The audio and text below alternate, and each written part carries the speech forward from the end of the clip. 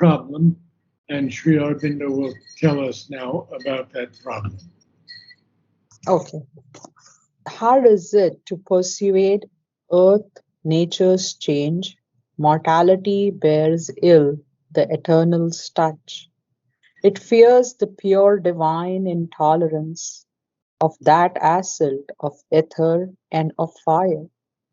It murmurs at its sorrowless happiness, almost with hate repeals the light it brings. It trembles at the naked power of truth and the might and the sweetness of its absolute voice. You're going to have to concentrate a lot more. Many, many mistakes. Oh, The sorry. last line you said, and the might and the sweetness. There's no second the. And the might and sweetness of its Oh, absolute voice. okay. Then there's the line where you say, repels. It's repels. Almost Repel. repels. To repel something is rejected firmly. Okay. And assault of ether and of fire. And then the other word is persuade. Persuade. Okay. Assault and Can you persuade. make some notes on that? Yeah. What is it to persuade? Second syllable, persuade. Okay. Persuade and assault. No, assault. Assault. Okay. Yes, Assault. Assault, persuade, and repels. Repels. Yes, repels. Got it. Repels. What we are seeing now, what Mother and Sri Aurobindo have told us so often, that earth nature doesn't want to change. It's very satisfied with its ego and its lust for power, etc. And therefore, mortality bears ill. Bears ill means here poorly, unsatisfactorily. It doesn't like the Eternal's touch. But why doesn't it like it? Because it fears this pure divine intolerance of that assault. An assault is an attack. If you assault someone, you attack them. So it's an assault of ether and of fire. It's so powerful what he writes here, because ether is this medium that's the sixth sense that science doesn't even accept yet. That's above everything else. And of fire. And fire is Agni. So mortality fears this, and it murmurs even at the sorrowless happiness of this condition. When we are in difficult circumstances, we've lost a person or something, we have much sorrow. And here it seems that we enjoy that sorrow. There's something in us that enjoys crying, that sorrow that it misses someone. Whereas Sri Aurobindo says, no, nothing ever dies. But we have that sorrow for death and sorrow for so many things. We'll get into that much later in Savitri. But now he says that humanity also trembles at this naked power of truth, because truth is not shielded or covered by anything. Truth is truth. And I don't think we've done the definitions of truth yet. No. So we should do those today. Okay. And he ends with, and the might and sweetness. There's a power and a sweetness in the wine. And it's an absolute voice. It's not a conditional voice. Okay. So let us go into truth. There's not so much in it. Okay. It's very important. Yeah. And you have I have a question. Sure. Dear Naradji. So when it says mortality bears ill the eternal touch, your mortality is humanity, is it? Correct. Correct. Okay.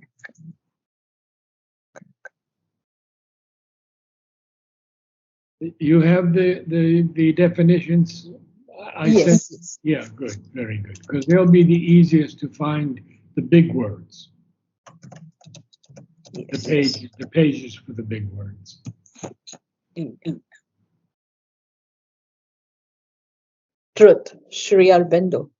Science started on the assumption that the ultimate truth must be physical and objective, and the objective ultimate, or even less than that, would explain all subjective phenomena. Yoga proceeds on the opposite view of the ultimate truth, that the ultimate truth is spiritual and subjective, and it is in that ultimate light that we must view objective phenomena. From Letters on Yoga. Yes, and the word pronunciation of the word opposite. Opposite, okay. Yes, opposite. So this is quite simple, what he's telling us here. It's very, very clear. He's saying that science is basically empirical. They study phenomena that is physical and objective. Mm-hmm. So you can touch it, you can feel it, you can see it, you can, etc., etc. But yoga has the opposite view, is that truth is spiritual, and we have to see even matter and life and body in that light. Mm-hmm. So it's the reverse, exactly the reverse. Yeah. Okay, carry on. Okay. The supreme truths are neither the rigid conclusions of logical reasoning nor the affirmations of creedal statement. Creedal statement, but fruits of the soul's inner experience. Intellectual truth is only one of the doors to the outer precincts of the temple. The foundation of Indian culture. There's a very beautiful statement here, because what he says is that creedal statements are creeds. Creed. We have different creeds in religion. And so he says that intellectual truth is only one of the doors to the outer precincts of the temple, not even the inner precincts of the temple. Precinct is an area.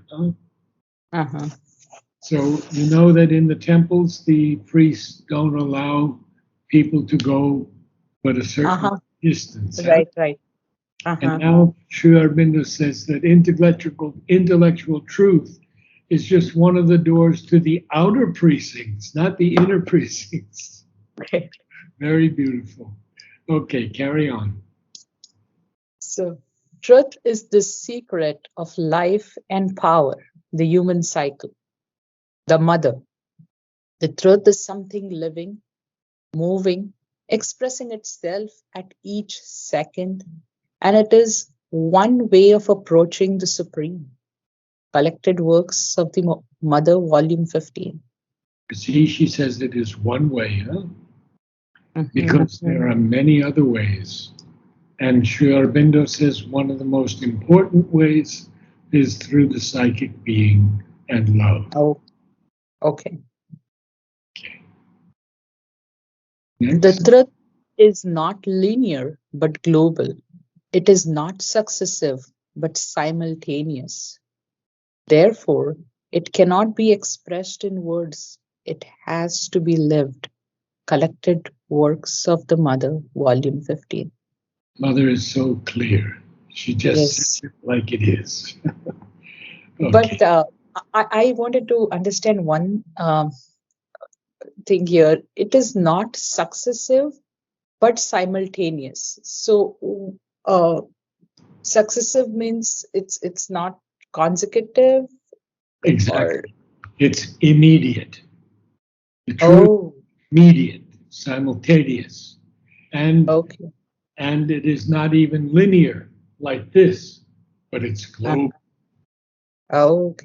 Yeah. Wow. So such a vast statement from Mother. Yes. Truth is a difficult and strenuous conquest. Strenuous. Strenuous is very difficult, very challenging. Challenging. When you lift something heavy, it's a strenuous thing. Strenuous task, yeah. Okay. Truth is a difficult and a strenuous conquest. One must be a real warrior to make this conquest. A warrior who fears nothing, neither enemies nor death, for with or against everybody, with or without a body, the struggle continues and will end by victory. Collected Works of the Mother, Volume 15. And what is the struggle? The struggle is the divine versus the adverse forces, which are so prevalent right now, trying to hold back the supramental. They cannot do it ultimately, but they'll try their best to delay it. Yeah. And that's what we see it in the world today. Yes. Very clearly we see that. Yeah. So let us continue on now, where he begins with inflicting. Sure. Inflicting on the heights the abysm's law. Abysm's law. It sullies with its mire heaven's messengers. Its thorns of fallen nature are the defense. It turns against the survivor hands of God of grace. The Savior hand. Oh, Savior. Okay. It turns against the Savior hands of grace. It meets the sons of God with death and pain. So this is what we see on the earth. We see that the sons of God, the avatars, Krishna, Christ, Sri Aurobindo, have come down, and humanity inflicts. To inflict something on someone is to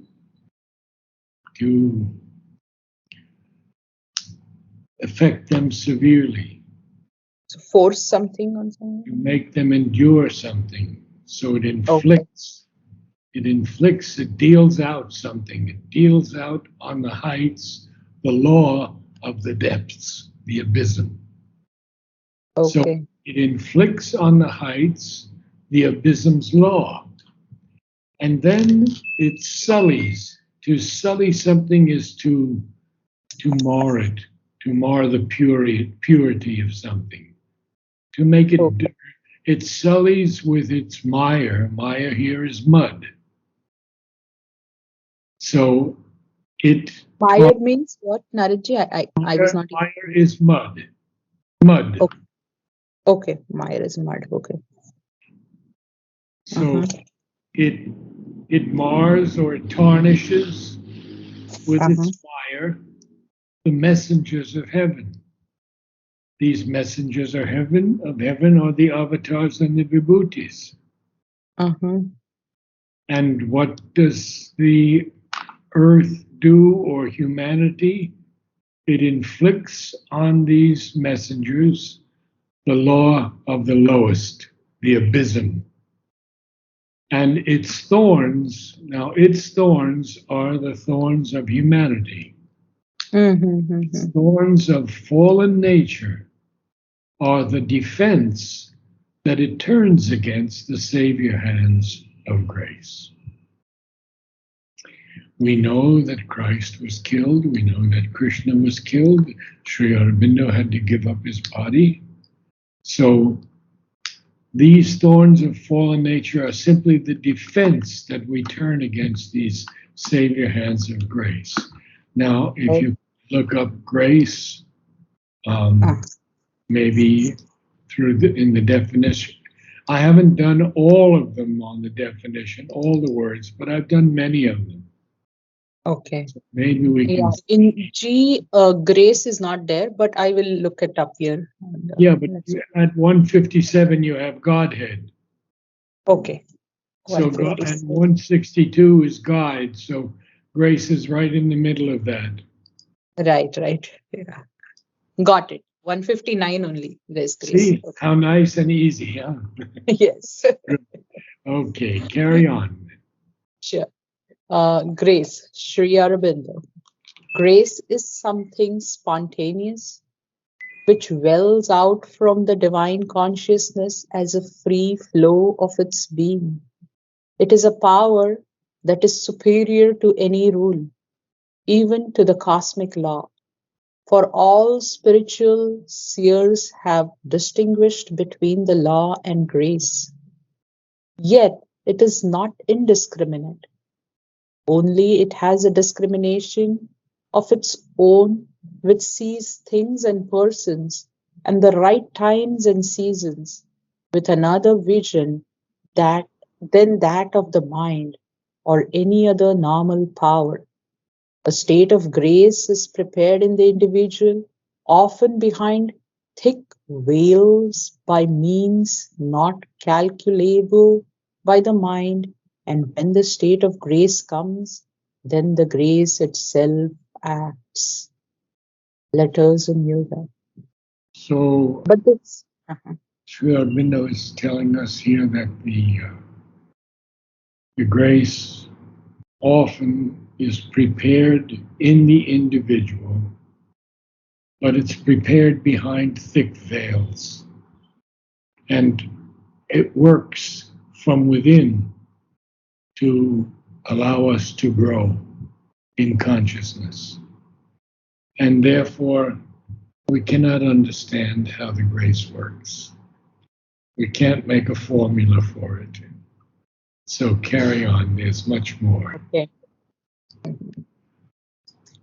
But this divine grace is not simply a mysterious flow or touch coming from above, but the all-pervading act of a divine presence which we come to know within as the power of the highest self and master of our being, entering into the soul and so possessing it, that we not only feel it close to us and pressing upon our mortal nature, but live in its law, know that law, possess it as the whole power of our spiritualized nature, the synthesis of yoga. I think the divine tells us all we have to know so we can carry on. Sure. The divine grace is there, ready to act at every moment, and it manifests as one grows out of the law of ignorance into the law of light. And it is meant not as an arbitrary caprice, but however miraculous often its intervention, but as a help in that growth and a light that leads and eventually delivers. Letters on Yoga. So beautifully written, huh? It's not any arbitrary thing that happens, even though it seems miraculous when it intervenes. But it's always a help that we can grow into the light, and it leads and eventually delivers us into the light. Yeah. Okay. The divine grace is something not calculable, not bound by anything the intellect can fix as a condition. Though ordinarily some call aspiration, intensity of the psychic being can awaken it, yet it acts sometimes without any apparent cause, even of that kind. Letters on yoga. It's just so uplifting, that this grace can come at any moment. Absolutely. We don't know when it will come or how it will come, but it comes. Yes. So the intellect has no part in understanding any of this. Yeah. I have very little experience of this. When my father passed away 4 years ago, I don't know from where I got the strength, but I'm generally a very fearful person. But that time, it was just making me more and more stronger to face the situation. So that's grace, definitely the grace. Yes. And because you are open in some areas, the grace will come more and more as you open even more. Because it's a help to us that we can't even you fix it in the intellect as a condition, because it will come when it comes, and all we have to do is be grateful. Yes, absolutely. Absolutely. So then we have this line that after it turns against the Savior hands of grace, it meets the sons of God with death and pain. And all the avatars had to go through this. And he will continue that now and give us some deeper understanding. A glory. A glory of lightnings traversing the earth scene, their sun thoughts fading, darkened by ignorant minds, their work betrayed, their good to evil turned, the cross their payment for the crown they gave. Only they live behind a splendid name. They leave behind. Okay, only they leave behind a splendid name. So we have the splendid name of Krishna and of Christ and Sri Aurobindo. And so this is all about the avatars. Yes, they gave the crown, but their payment was the cross. So this is very symbolical of Christ and the cross. Right. Yes, yes. So now we have the word name capitalized. And we'll have to find name. Okay. Name is, I think, 250, around 251. Yes, just before 251, somewhat. See, it's much easier with the definition. Yes. Good. Yeah. Name Sri Aurobindo.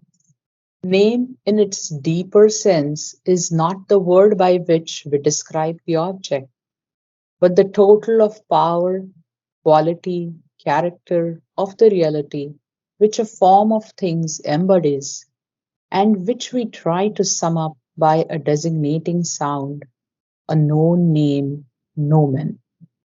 Nomen, in this sense, we might say, is numen. The secret names of the gods are their power, quality, character of being caught up by the consciousness and made conceivable. The infinite is nameless, but in that namelessness, all possible names, numens of the gods, the names and forms of all realities, are already envisaged and prefigured because they are there latent and inherent in the all existence. The life one word, the infinite, not infinite, infinite. Infinite, yeah. Infinite. Many times, yeah. Infinite, yeah. You'll get it, it's coming. Yeah. Now, I just want to speak about that for a few moments because this japa and mantra and repetition of the name is one of the most powerful ways of calling in that peace into the inner being. if we can do 15 minutes a day, even 10 minutes a day, just be totally alone, without family, without anyone, and concentrate. And if you like, to call in the name of the divine. That is one of the fastest ways to open the psychic being. Okay. So let's read the next two lines and then I'll have to go. Sure. Naradji, one question here quickly about this japa. So, Savitri's mantra, Om Tat Savitur, is that Yes. something that we could do as japa? Yes, you can do that, but actually the lines of Savitri themselves, all the lines are mantric. Okay. So we are reading mantra as we go through Savitri, line after line after line. For me, I usually take Mother's name and Sri Aurobindo's name as my japa. Okay. But everyone has a different way, and all ways are equal.